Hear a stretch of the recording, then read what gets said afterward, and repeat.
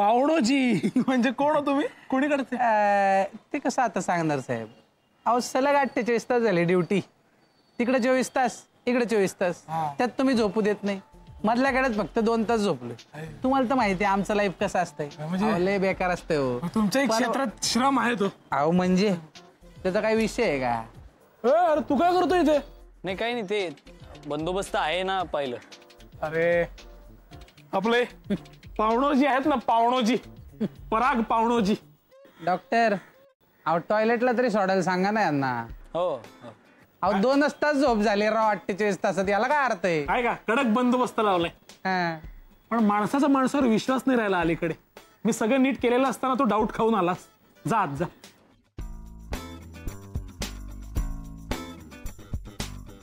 करून थोडंसं पाणी देऊ? थोडं पाणी घेता का? झोपल्या वाटतं. आकृती, आकृती, मैत्री मॅडम बोलत आहेत बघा. मी आहे इकडे.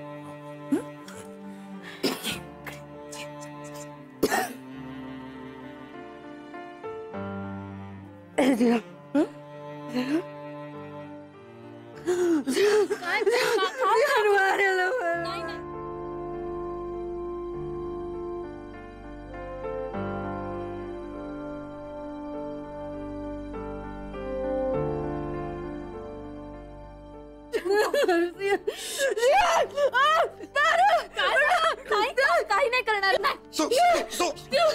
शांत झालाय बघ. गेला तो, गेला तो, हा गेला तो, गेला तो, गेला गेला. शांत. घाबरायचं नाही आता. पराग मामा. अच्छा पावणोजी,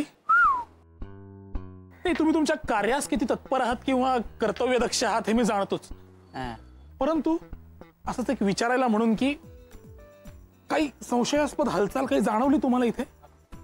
नाही नाही मग थोडं बहुत काही की आतून बाहेर किंवा बाहेरून आत असं कोणी माणसांची काही हे? एक तो सत्संगवाला माणूस गेला आणि एक डॉक्टरांनी पाठवलेला गेला. हा. अरे कोण सत्संगवाला? कोण?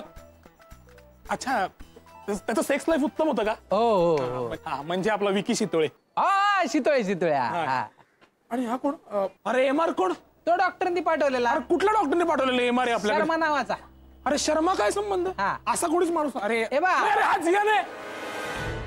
अरे हे आदिल ऐके, आपण पहिले तो डॉक्टरने जाऊन बोलव. अहो मामा हा जियान आहे, चला आत पहिल्यांदा. मला काय माहित. गोळ्या दे. या गोळ्या फक्त घ्या 4 वेळा दिवसातून 4. इमर्जन्सी आहे, जातो.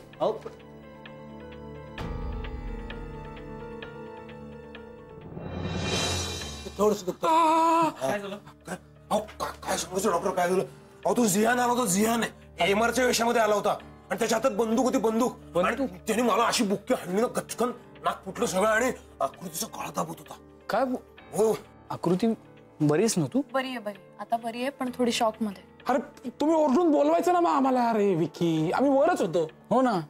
कसं बोलवणार? त्याच्या हातात ती रिव्हॉल्वर होती, सायलेन्सर लावलेली. आवाज नाही येत त्यांनी. तो तीच म्हणाला, इसका आवाज नाही आएगा, आवाज मत करो. मग कसं बोलणार ना आम्ही? अरे म्हणजे त्याने अटेम्प्ट ऑफ मर्डर केला. आपण पोलिसांना बोलवू. चल. हो का? मी इथंच आहे ना.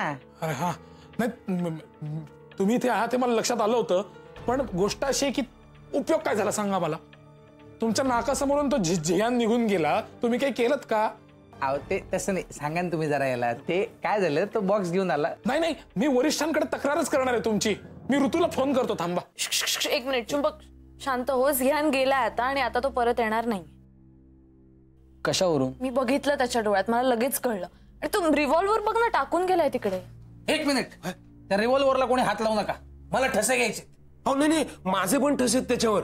नाही तर तुम्ही मला पकडायचं म्हणून सांगून टाकलं आपल्या सगळ्यांना. 1 मिनिट, मला एक कळत नाही. तो बंदूक घेऊन हिला मारायला आला होता, मग तो परत कसं काय गेला अचानक? मी सांगतो ते कारण काय माहितीये ना, मैत्रीताईंनी त्याला प्रेमाविषयी सांगितलं. प्रेमाबद्दल?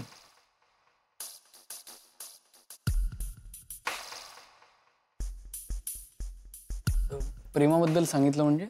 मैत्रीताई त्यांना म्हणाले, देखो जियान, मैं तुम्हारा प्यार समझती हूँ.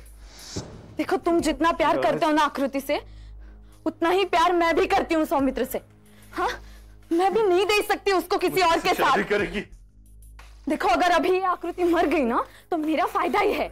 मुझे मेरा सौमित्र वापस मिलेगा, मुझे मेरा सौमित्र वापस मिलेगा।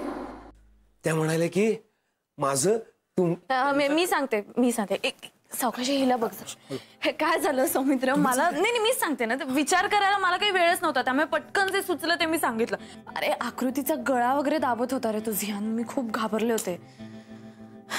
पण ना मला एक गोष्ट काय जाणवली माहितीये का, कुठलाही माणूस असो किंवा कुठलाही गुन्हेगार, त्यांच्यामध्ये प्रेम आणि चांगुलपणा या दोन भावना असतातच, फक्त ते आपल्याला नीट बाहेर काढता आले पाहिजेत. क्या बात आहे रे, काय बोलली मैत्री. Thank you so much. म्हणजे तू आकृतीला वाचवलंस, खरंच I am proud of you. Thank you, thank you so much. वा.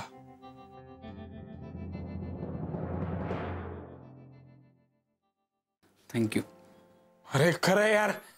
अरे अशा परिस्थितीत विकी त्या जियान सारख्या माणसाचे बोलणं म्हणजे आतंकवादाच्या हातून ओलीस माणूसच वाचवल्यासारखं आहे. बरोबर. वाज वाज वाज चुंबक, आता तू खूप जास्त करतोयस. आणि एक मिनिट, तुम्ही फक्त माझंच कौतुक करणार आहात का?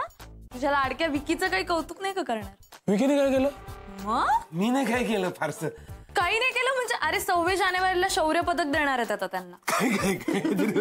विकी काय केलंय? मी सांगते. त्यांनी ना अशी गन घेतली आणि थेट झियानवर रोखली. काय विकी, तू हे केलंस? हो मग. खरी गन. अरे खरी गन जमिनीवर पडलेली होती आणि तो झियान आकृतीचा गळा वगैरे आवडत होता, तर हे असे आले, अशी हिरो सारखी डाईव्ह मारली आणि ती गन घेऊन त्याच्यावर रोखली. वा शितोळे. माझी विकी, थँक्यू. किती भारी गं. नाक मारलं त्यांनी मला. सॉरी. अरे पण पुढे काय केलंस रे विकी? पुढे काय नाही, मी अशी बंदूक त्याच्यावर रोखली, पण तू अंगावर यायला लागला माझ्या असा, आणि मग आपण वीक पडलो ना, हिंमत नाही झाली, नाही मारता आलं. चांगला आहेस ना रे. शितोळे, तुमच्यात ही हिंमत नाहीये ना, म्हणूनच तुम्ही चांगले माणूस आहात. म्हणजे बघा ना, आता जगाच्या पाठीवरून जर ही हिंमत नाहीशी झाली ना, तर युद्धच नाही होणार. अरे परत योग्य बोलली यार ही. हो, क्या बात आहे. नाही पण मी नाही मारलं, पण त्यांनी मारलं ना, बुक्की मारली ना आपल्याला. मारी. शितोळे, इथून पुढे तुम्हाला लाईफ टाईम मेंबरशिप, क्लिनिकवर यायचं, आयुष्यभरासाठी तुम्ही कुठलाही आजार आणा, मी फ्री मध्ये उपचार करणार. काय सांगते? पण मी म्हणजे ते काय नेटवर वगैरे वाचून आलो तरी तुम्ही मला काय बोलणार नाही? हा म्हणजे बघू. नाही म्हणणार. नाही म्हणणार. मला फ्री मेंबरशिप मिळाली. Free membership. थँक्यू. खुश झाला. सौमित्र, काय आकृती?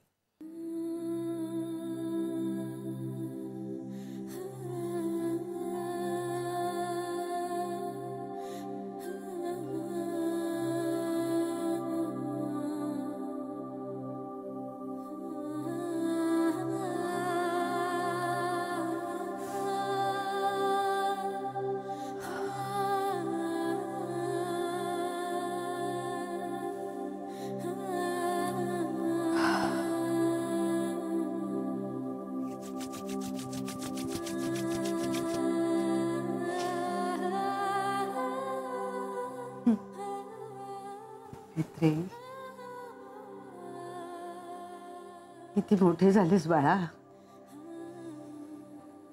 मला खरंच अभिमान वाटतो तुझा. म्हणजे आज जे तू काही केलंस ना, त्याचं काय वर्णन करू मी. तुला सांगू का, मला खरोखर अक्षरशः तुला नमस्कार करावासा वाटतो. नाही अगं, काहीतरीच काय. अगं खरंच, म्हणजे हा नमस्कार तुला नाहीये बाळा, तुझ्या आत जी ही दिव्य शक्ती आहे ना, त्याला माझा नमस्कार. नाही ग, नमस्कार नको करूस. ये बस इकडे बस. तुला सांगू का माई, मला पण एक्झॅक्टली असंच वाटतंय. म्हणजे झियानच्या बाबतीत जे काही झालं ते मी केलं असं मला वाटतच नाही अगं. खरंच ते माझ्या हातून कसं झालंय मला कळतच नाहीये. म्हणजे तुला सांगू का, झियान जेव्हा गन घेऊन आला ना, तेव्हा मी प्रचंड घाबरले होते. मला खूप भीती वाटत होती. शितोळे जमिनीवर पडलेली ती गन उचलायला गेले तेव्हा मी त्यांना थांबवलं, अडवलं. आणि मग नंतर तो झियान त्या आकृतीच्या अंगावर चालला होता. मग मी मध्ये पडले, त्याने मला ढकलून दिलं आणि तो आकृतीचा गळा आवळायला लागला. आणि ना त्या क्षणी मला काही कळलं नाही, पण माझ्यामध्ये काहीतरी जागं झालं. मला त्याची बिलकुल भीती वाटली नाही, रागही नाही आला. मला असं वाटलं की त्याला त्या क्षणी प्रेमाची गरज आहे. म्हणून मी त्याला जवळ बोलावलं, त्याला प्रेमाने थोपटलं, समजावलं. आणि अगं तो झियान चक्क माझ्या मिठीत येऊन ढसाढसा रडायलाच लागला. अगं किती विलक्षण आहे. हो, आणि गंमत म्हणजे ह्यातलं मी काहीच ठरवलेलं नव्हतं, सगळं असं आपोआप होत गेलं.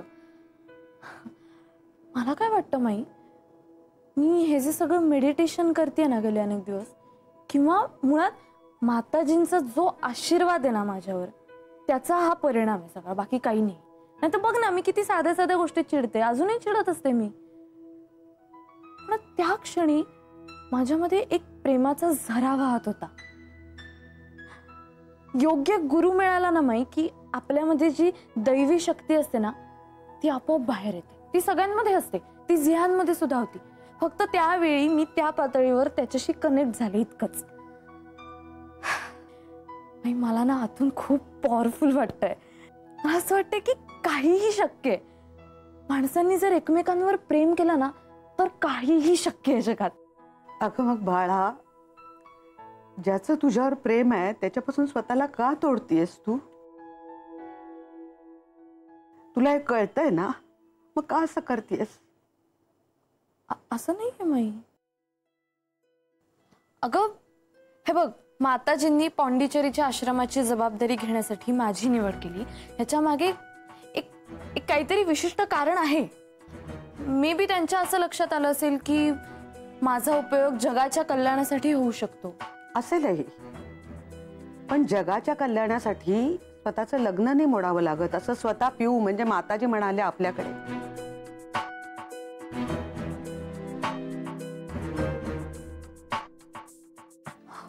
हो, पण त्यांनी स्वतः नाहीच ना केलं.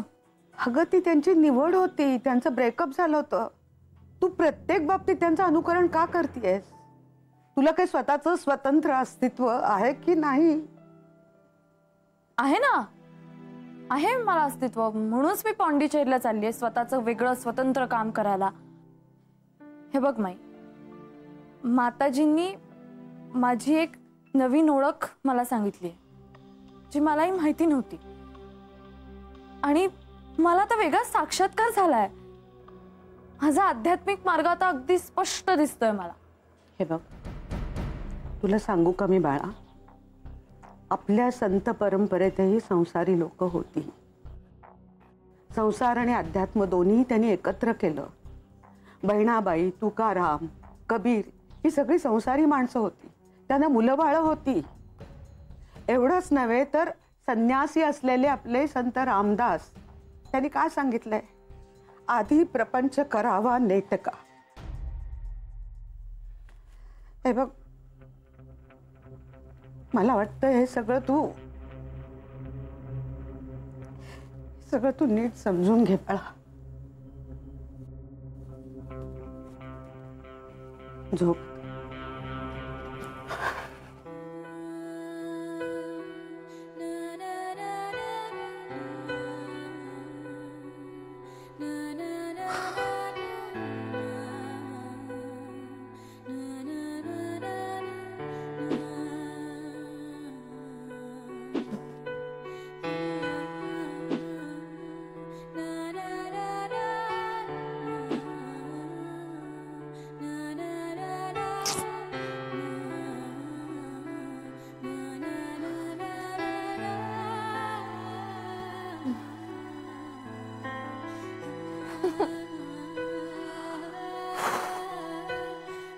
Breathe in,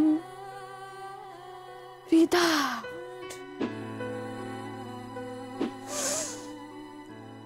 सौमित्र जा, सौमित्र जा, सौमित्र जा.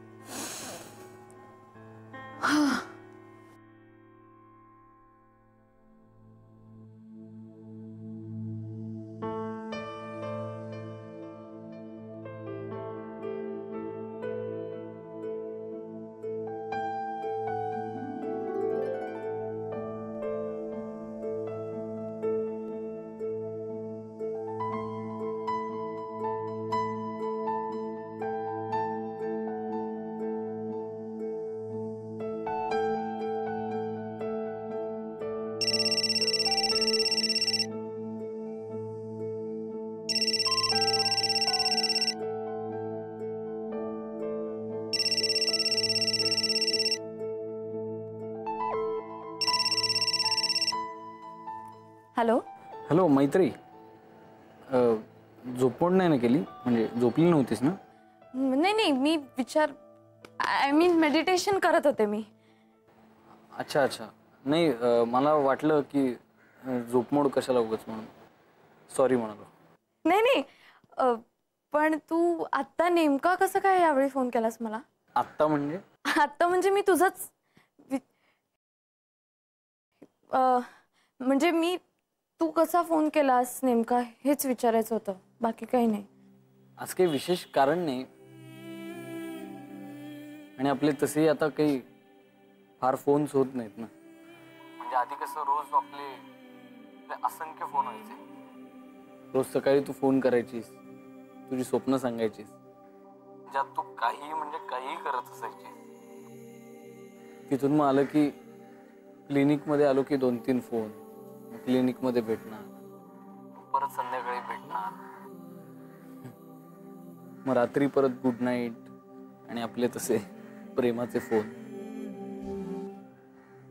आता असं काहीच होत नाही ना, आपलं बोलणंच होत नाही, म्हणून आज फोन केला. मग आत्ता कसं काय केलास फोन तू? हेच मला जरा चौकशी करायची होती. कसली?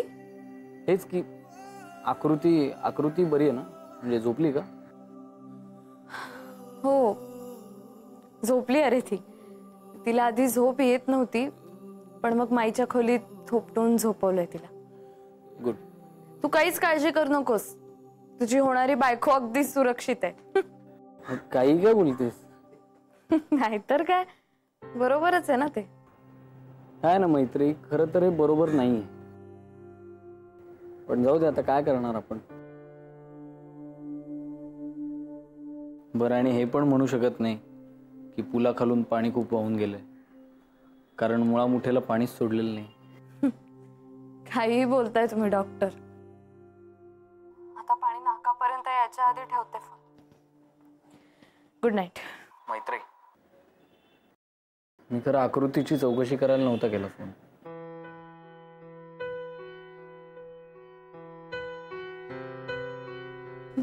मग काही नाही, मला खूप तुझी आठवण येत होती सिरियसली, आणि आज तू जे काही केलंस ना त्याला खूप हिंमत लागते मैत्री. मला खूप भारी वाटतंय, मला खूप प्रेम येत होतं तुझ्यावर.